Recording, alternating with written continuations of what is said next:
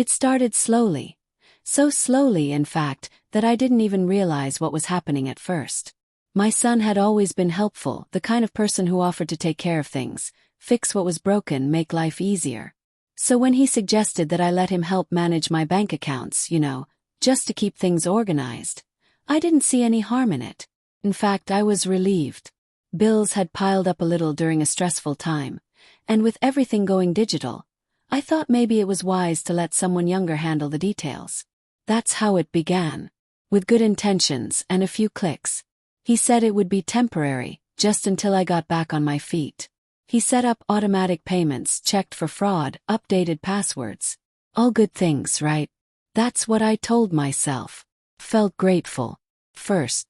But gratitude has a funny way of turning into guilt when you start to question it. I started noticing that I wasn't being asked anymore if I wanted something done. He was just doing it.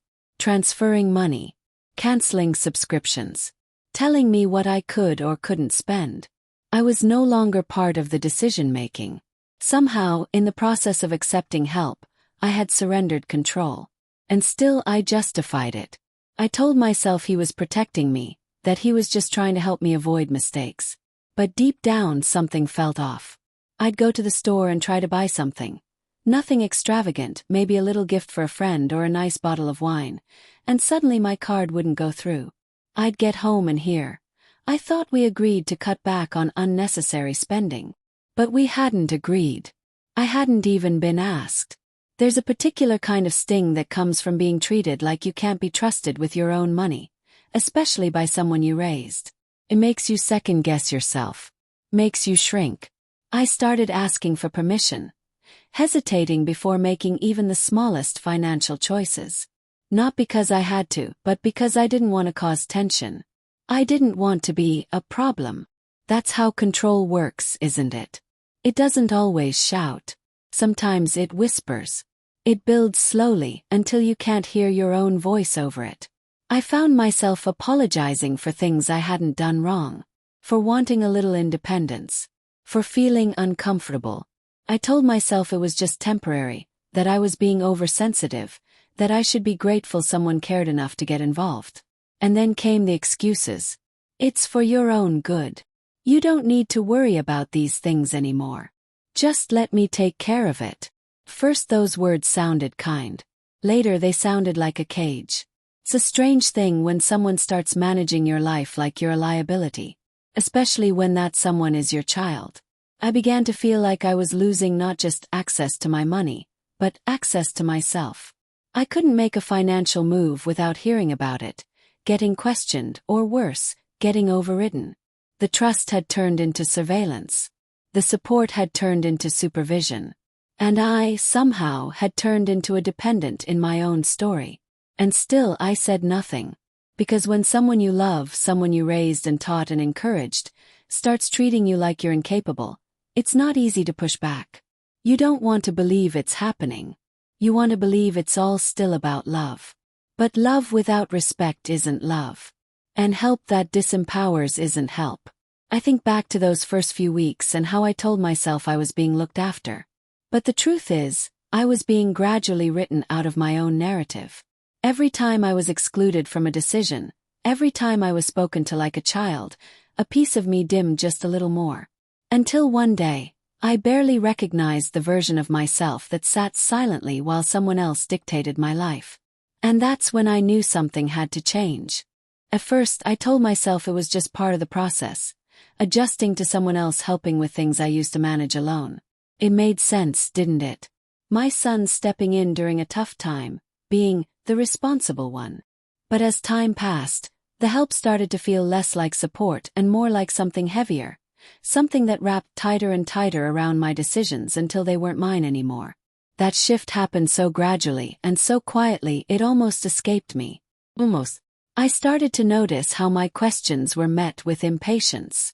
If I asked about a transaction or wanted to check something in my account, I'd get a sigh, or that condescending tone that says, "You wouldn't understand anyway." Little by little, those moments added up. I stopped asking.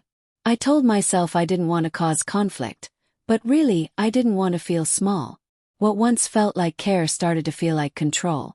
A subtle kind of control, the kind that wears a polite face and uses words like, just helping and keeping you safe. But underneath it was about power.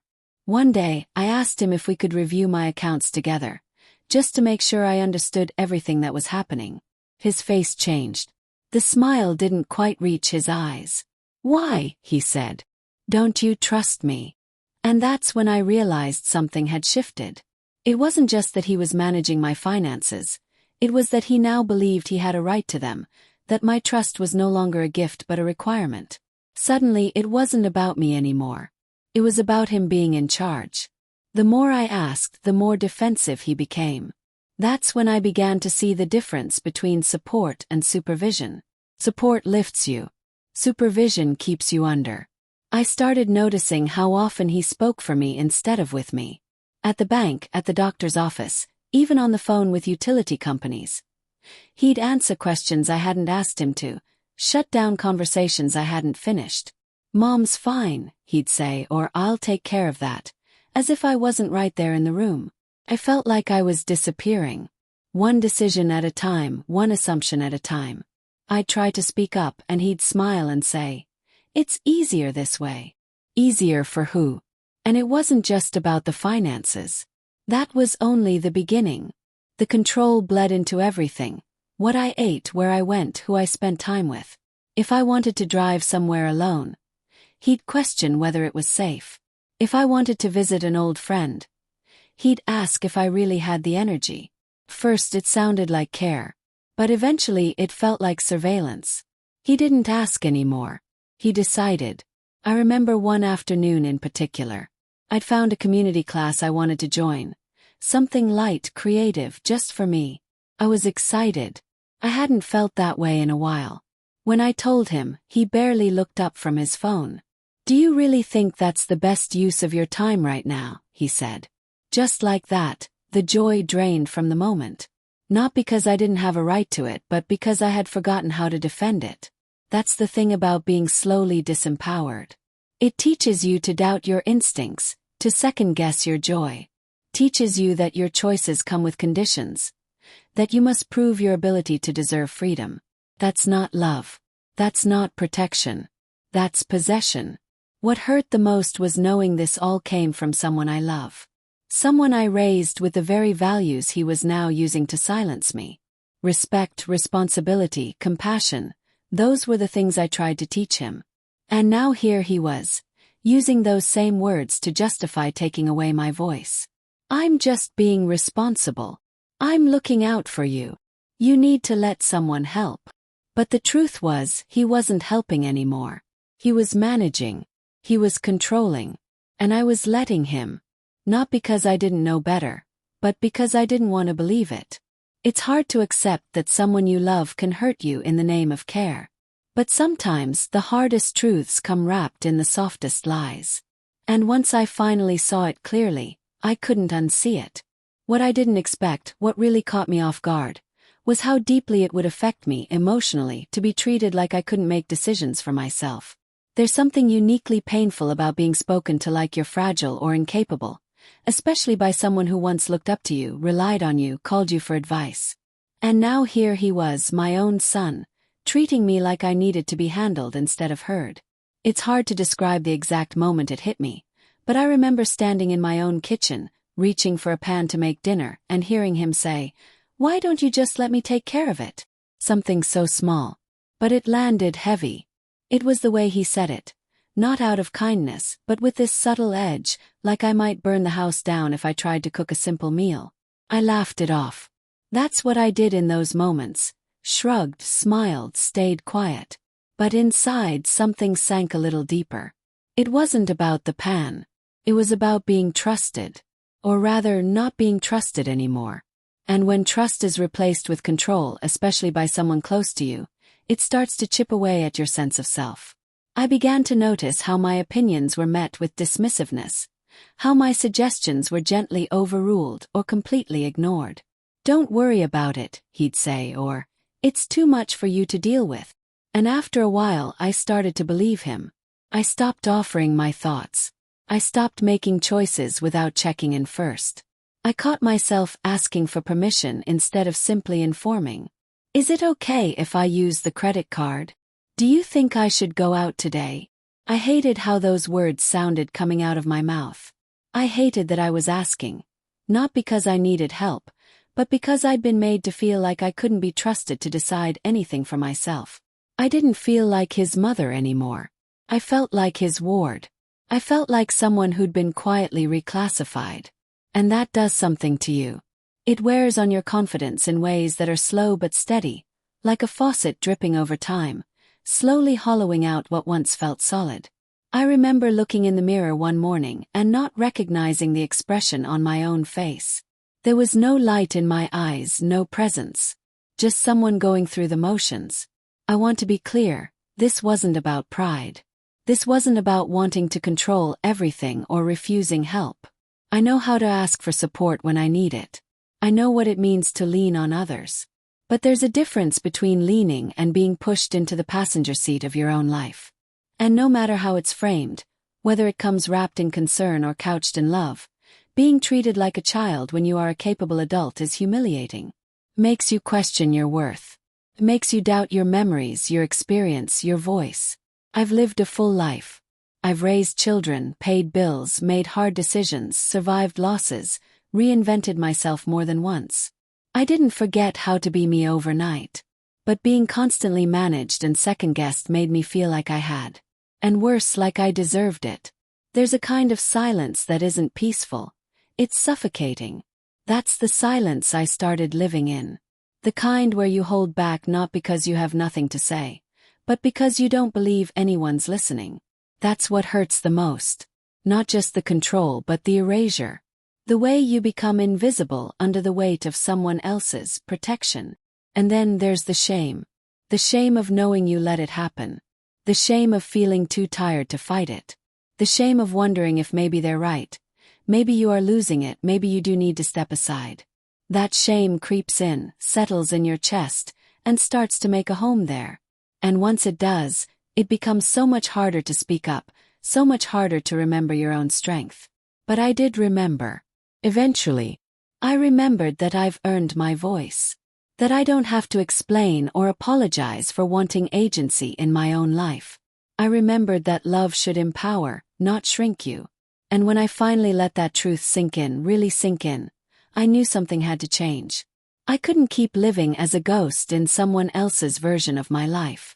There's always a moment when the fog clears and you see everything for what it really is. Not what you hoped it would be. Not what you told yourself to believe. Just the plain, undeniable truth. My moment came on an ordinary Tuesday morning. Nothing dramatic, nothing loud. Just a small, simple interaction that hit differently. And that's what made it powerful. I had wanted to send a birthday gift to an old friend. Nothing extravagant. Just a small care package. Some tea, a scarf, a handwritten note. I told my son about it, expecting at most a smile or maybe even an offer to help. But instead I got this flat, dismissive look. "Why?" he asked. Not curious, dismissive. "You don't need to be spending money on things like that. Especially not at your age." Your age. That phrase clung to me like smoke. Your age. Suddenly, I wasn't just someone who'd made a thoughtful decision. I was a burden. Risk. An aging woman who apparently had no business doing something as simple as sending kindness to a friend. And the worst part. He didn't even realize how cruel it sounded. He didn't even blink. I stood there, frozen, holding the list of items I'd planned to buy. I stared at the page and I didn't see a list. I saw all the times I'd been talked down to, all the times my ideas were met with raised eyebrows, all the choices quietly rerouted because someone else thought they knew better. That was my moment. The moment when I realized this wasn't protection. This wasn't love expressed through concern. This was control, plain and simple. And just like that, I felt something rise inside me that I hadn't felt in a long time. Not anger, not even sadness. Clarity. The kind of clarity that wipes away all the excuses you've made for someone else. The kind of clarity that doesn't whisper, it roars. I saw exactly what had happened. I had handed over pieces of my life out of trust and vulnerability. and now I was being treated like a problem to manage. That moment was quiet, but the realization was loud. And I couldn't unhear it. I started reviewing everything: conversations, choices, patterns.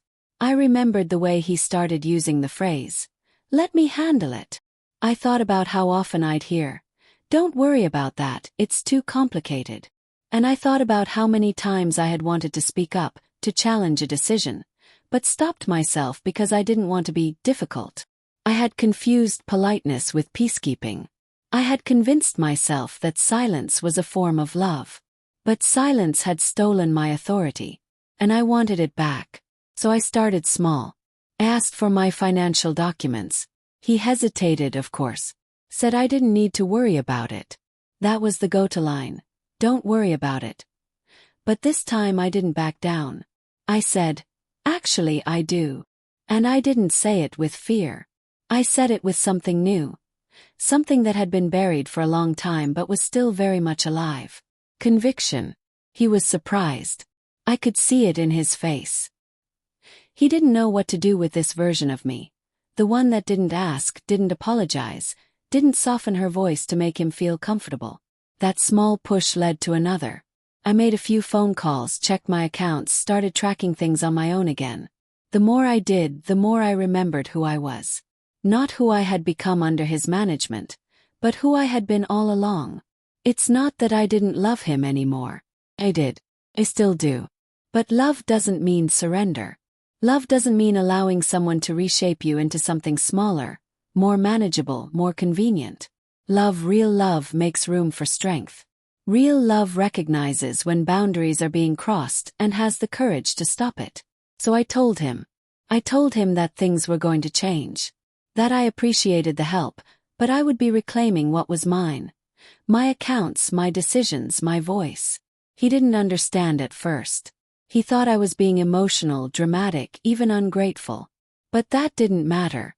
Because I wasn't looking for his approval. I wasn't looking for permission. I was looking for myself, and I had found her.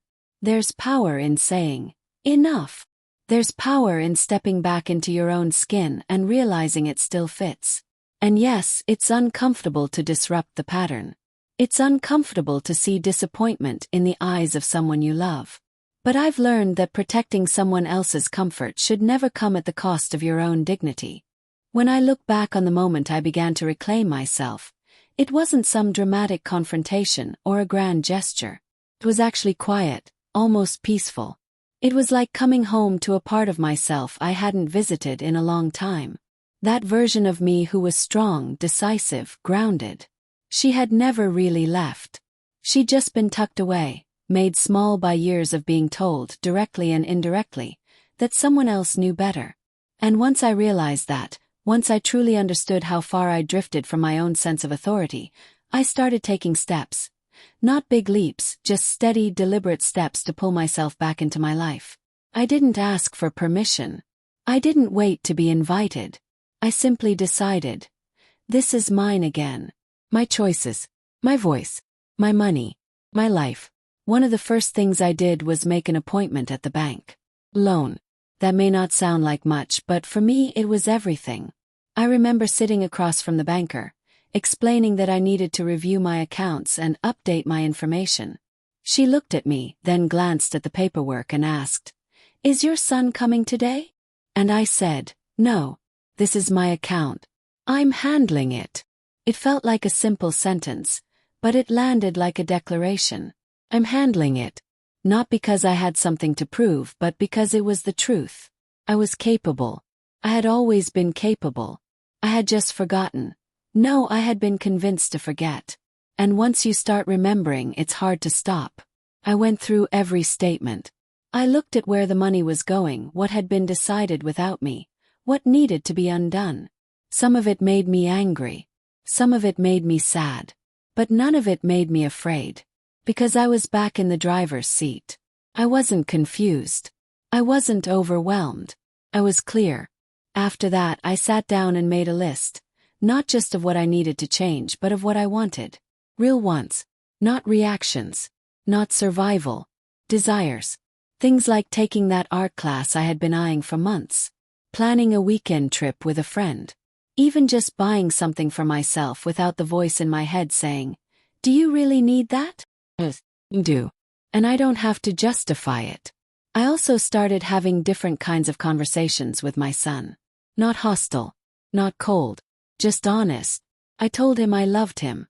I told him I appreciated everything he had tried to do. But I also told him the truth, that what started as support had turned into control, and that I wasn't going to live that way anymore. I didn't ask him to understand. I didn't need him to agree. I needed him to hear me. It wasn't easy for him. I could see the struggle on his face, the confusion, the hurt. And for a moment I felt that old guilt try to creep in. That pull to comfort him, to make it easier for him to accept. But I didn't. Because I had finally learned that protecting someone else from discomfort should not come at the cost of my independence. This wasn't about turning my back on him. It was about turning back toward myself. And with every step I took, every password I reset, every small decision I made without asking, every time I said no without explaining why, I felt stronger. Not louder. Not harder. Just more present. More me. There's something incredibly powerful about reclaiming what's yours, not just physically but emotionally. I had let go of my instincts. I had handed over my voice. And now, with every boundary I set, I was getting it all back. I wish I could tell you that everyone clapped and cheered when I made this shift. They didn't. Some people were confused. Some were uncomfortable. Even a few friends questioned why I was making a fuss. But that's the thing, they hadn't lived in my silence. They hadn't been slowly diminished in the name of being helped. I didn't need their applause. I needed my own permission. And once I gave that to myself, everything started to change. I wasn't just reacting anymore, I was living. On my terms. Fully and unapologetically. Something interesting happens when you finally reclaim your voice. People start to look at you differently. Some are surprised. Some are unsettled. And some are even a little defensive because the version of you they'd gotten used to no longer fits the narrative they had in their head. But the truth is, once you've come back to yourself, once you've felt the power of standing firm in your own decisions, there's no going back. Not to appease anyone. Not to keep the peace. Not to make anyone more comfortable. That part of the journey, learning how to stay firm without becoming bitter, is where I grew the most. I wasn't interested in being angry. I wasn't looking to punish anyone. But I was absolutely committed to drawing a line. Clear, steady, loving line. And I held it, even when it was uncomfortable. There were moments when I had to remind my son, gently but directly, that I didn't need to be checked up on every hour of the day. I didn't need someone managing my appointments or hovering over my spending habits. First, he resisted. Not with hostility, but with this mix of confusion and habit. "I'm just trying to help," he'd say. And I'd smile and respond, "I know. But the best way to help now is to step back." That was the key. I wasn't rejecting him. I was simply shifting the dynamic back to what it should have always been. Mutual respect. That meant listening to each other as equals, not as parent and child locked in some upside-down role reversal. And yes, there were awkward moments. Moments when he'd forget and I'd have to gently remind him, "I've got this." The most beautiful part of it all was rediscovering how much I enjoy making my own decisions. Even the small ones. Especially the small ones. Picking out groceries, choosing a book, planning my day without checking in with someone else. Those little things became daily affirmations. Proof that I wasn't just existing. I was choosing. I started to laugh more. I found myself humming again while folding laundry or walking through the garden. That quiet heaviness I'd been carrying for so long had lifted. It didn't disappear overnight, but with each boundary I reinforced, it faded. And in its place came something lighter, something sharper. Clarity, confidence, joy. I began reconnecting with old friends. I joined a community art class. I even took a short trip on my own. Nothing elaborate, just a few days to breathe in a new place and remind myself that I still had that sense of adventure inside me. It wasn't just about the travel. It was about trusting myself again to be alone with my thoughts, my time, my choices. And I noticed something shift in my son too. At first, he pulled away a bit, unsure of where to stand now that I wasn't asking him to hold everything. But slowly, he started to meet me on new ground. He began asking instead of assuming, listening instead of leading. We started to have real conversations again. Honest, adult conversations. Not always easy but deeply respectful. One afternoon, I made us both coffee and sat across from him at the kitchen table. We talked for over an hour, not about responsibilities or errands or finances, but about life. About books, music, memories. And at the end, he looked at me and said, "You seem more like yourself again." I smiled and said, "I am. Because that's the truth." This experience didn't just remind me of who I am. It refined me. It forced me to confront the parts of myself I had quietly abandoned for the sake of keeping things smooth. And it showed me, in no uncertain terms, that love without boundaries is not love at all. It's obligation. Now I move through my life with a different kind of strength. Not the kind that needs to shout or demand. Just a steady knowing. I don't need to prove anything. I don't need to fight to be heard. I just need to speak, and trust that my voice is enough.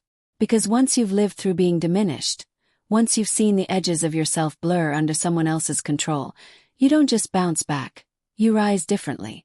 You rise with intention, with grace, with the absolute refusal to ever shrink again. And I'll tell you this. No one will ever manage my life for me again. Not because I won't accept help, but because I now know the difference between help and control. And I will never confuse the two again.